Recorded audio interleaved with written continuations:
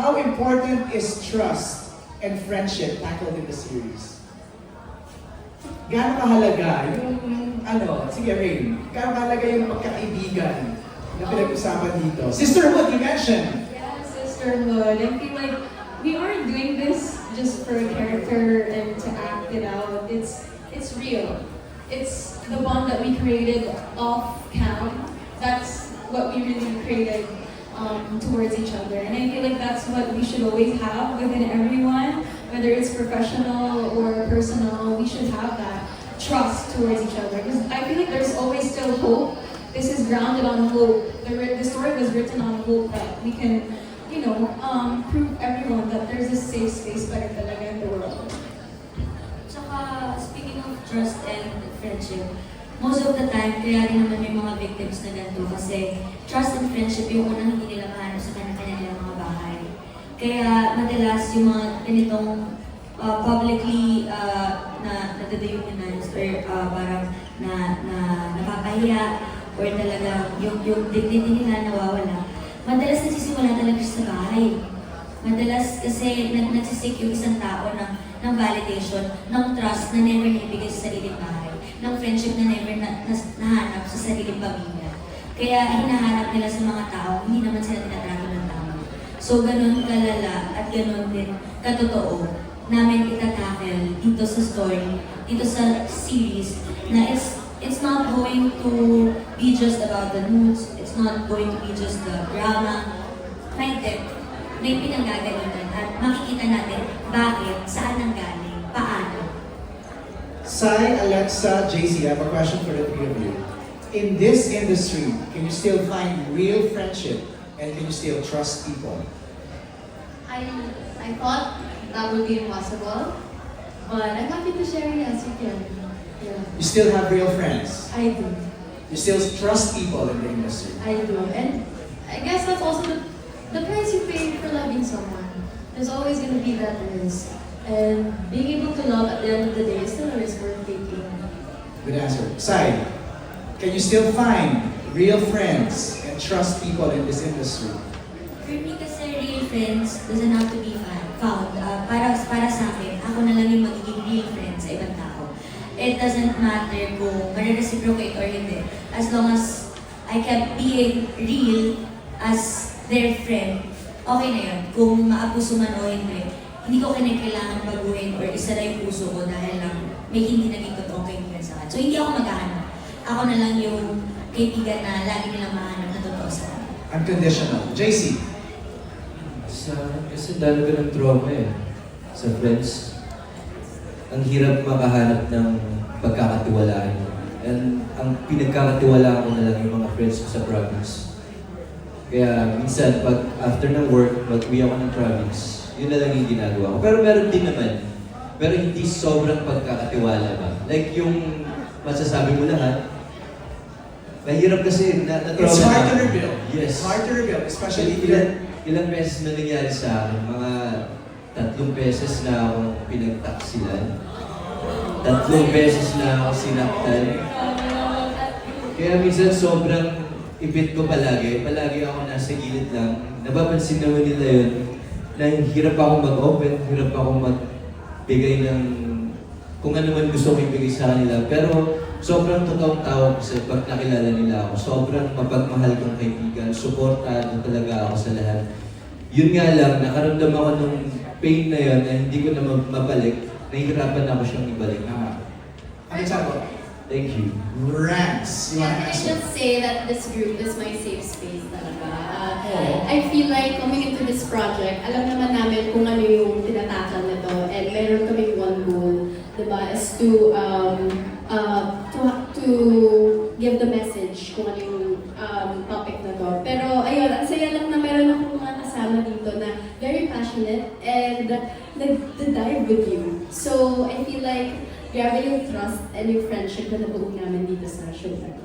Take care of that. Direct. I'd like to add to that kasi yung pinag-uusapan yung trust, I remember I really had like a one-on-one with each and every one of them. At ang una kong hiningi at ang una nang binigay din sa akin ay tiwala. Kasi hindi ko magagawa yung trabaho ko if hindi nila ako pagkakatiwalaan. And at the same time, I also have to give my trust. You know, this industry entails us, each and every one of us, to trust strangers. Kasi coming in, we don't know each other. Pero every day we have to trust each other kahit hindi kami magkakilala. Kaya siguro, mas masakit. Dahil binibigay mo siyang pusa binibigay mo siyang pusa sa trabaho at dahil hindi mo kilala, mas masakit binigay ko yung tiwala ko. Kaya napaka-importante sa akin, binigay nila lahat yung tiwala nila sa akin. At ganoon din ako sa kanila. I think we really connected na talagang isa kaming one group, one family na parang okay, kaya natin to. Matatawid natin to. Especially that kissing scene, Alexa. I was surprised you gave it to this project. Diba? Actually, ito nga po eh. I know, I have a feeling someone's gonna ask me why I said yes to this project. But aside from it being having such a strong story, having such a strong message of empowerment that I feel like we really need to get across sa kabataan din ngayon, immediately I said yes because of Direk. When he pitched this to me, I think he said only a couple words and I was like, yes, I'm in. I want that. I don't know why, but my complete trust was his. My trust was his completely.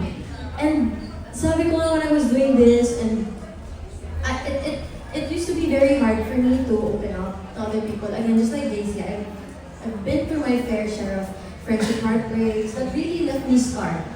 Up to this day, it hurts, it stings. But then, I don't know, when I turned 25, maybe my frontal lobe did develop, like they said they would. And they said yes, that's my excuse for everything. I don't develop your frontal lobe ko. But there was something in me that just made this decision to risk it, to risk everything. If you love someone and you get hurt, that's okay. That's the price you pay for loving someone, and it's never a waste. So sabi ko sa sarili ko, okay, when I step into this project, I need to be open. I need to make these people feel like they can be at home with me. And I can be at home with them. If I want to make this project work, I need to open myself up to these people. And pati kay Direk, kaya sabi, may kissing scene. Okay, go, kissing scene. Love scene. Oo, sige po, sige. Meron? Yes, meron. Oh. Hindi, meron. Abangan niyo po. Yes. Oh, wow. Yes, so surprise ba yun? Pero, ayun, we have it all for you. Sabi nga sa mall. So, ayun, sobrang, I just felt so at home with these people, and especially kay Direk din talaga. Like, aside from it being such a good project that would be good for me and my resume, but grabe yung heart na binibigay ng bawat tao. It's so inspiring.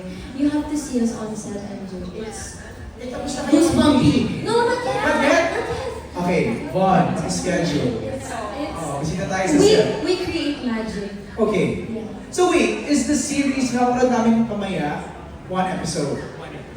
Ilang episode to sa I1? 10 episodes. 10 episodes. Dropping every Wednesday.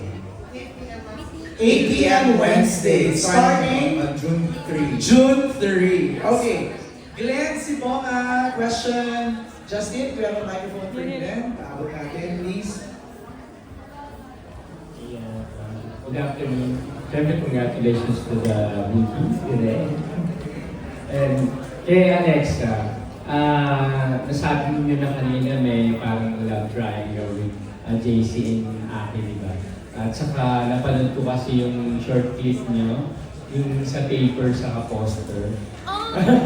Ang cute kasi na you get along well kayong tatlo. So, ang question ko, kung magiging misbehave at behave ka, kanino sa dalawa? Kanino ka mag-behave? Oh! Kay JC ba? Okay. What is the meaning of this question? Nawala. Ano ka? Punta lang ako sa gilid pero nanginginig. Kala ko yung Isa miss, kasi isa babe. Spicy, ha? Siguro po ay, ano ba yun? Sarili ko na lang po to. Hindi, sige, sasagutin ko yan. Tapang ako eh. Siguro po magbibigay po ako kay JC.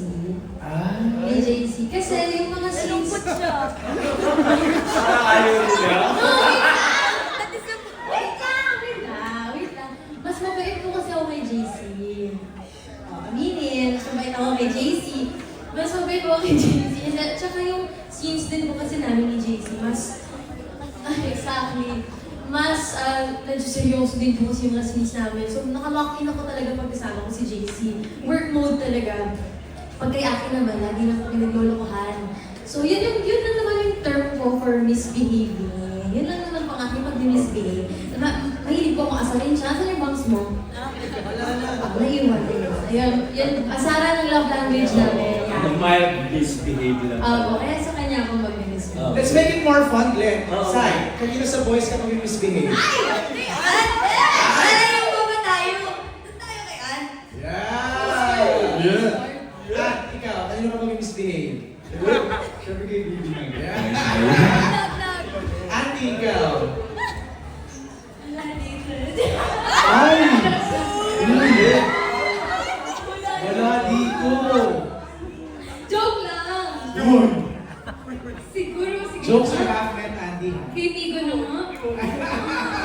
May sinasabi siya. LA, may sinasabi ka. Sorry ako, wholesome yung character ko po dito eh. Kanino ka mag-misbehave? Siguro po mag-misbehave ako sa mami ko na lang. Hindi, joke. Pero Sa ano kas po, nga eh. sa kas pala, sa kas. Ano po, well, to be honest, sa sarili ko na lang, doon ako mag-misbehave. Kasi, ayoko naman i-spoil, pero doon yung mas makikita na yung character ko mas sa sarili. May sabihin si Direk. Ano yung direct? Sabi ko, uy, Wait, kumikil ka na daw sa yes. okay na daw, okay na daw. Okay, sabi. Rams! Dito po ba? Yeah, ay, ikaw, yung meron sa iba. Nandito po, Jonathan lang. Siyempre may Zach lang. Kasi misbehaving talaga kami dalawa eh. Very toxic talaga kami dalawa. So yeah, nagbe-misbehave kami parehas sa isa't isa. Unfiltered. Very unfiltered. Rams, may binulong ka sa akin si Cyril. Sabi ko ata nang lalamang ka. Sa mga Zacks. Zakji. Zack pareho. Sino kayo mag-misbehave? Any from the cast. Siyempre si Zakji. Kayong dalawa na lang. Ikaw muna Zakji, sino? Ako, gusto ko mag-misbehave kay Isabel.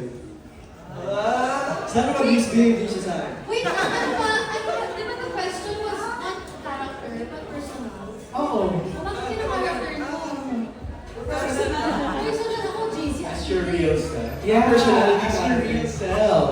Ask yourself. Ask myself. Ayaw. Yeah, pinaril ka na ni misbehave. Pwede siya buong cast na lang. Ano, cast na lang. Kay direct lahat nag-misbehave. Rain. Kay direct na. Mag-misbehave ako kay Sai. Kasi lagi kami niyan nag-ano sa taping. Kapag ugly cry laugh na kami once. Ay, bigla na lang kayong umiiyak. Parang hindi yun was. Once, hindi tawa lang po kami talaga ng tawa. Kasi kami, us girls, we love eating food together. I want to thank Alexa kasi she started the tradition to eat always together. So, ayan, kain kami ng kain to the point na hindi na kasha yung mga uniform. Tapos tawa kami ng tawa ni Sai kasi nakikita niya, pumutok na yung skirt ko. So, ayun po, kami palagi yung nag-misbehave. Anong bonding naman ng boys? Tulog! Tulog! Kuya, I don't wanna spoil too much talaga. Pero iba na yung bonding na. Kaya pati-discover natin yan pa nakabisita tayo sa set. Bisita tayo sa set. Nakita niyo. Glenn, Last na yan.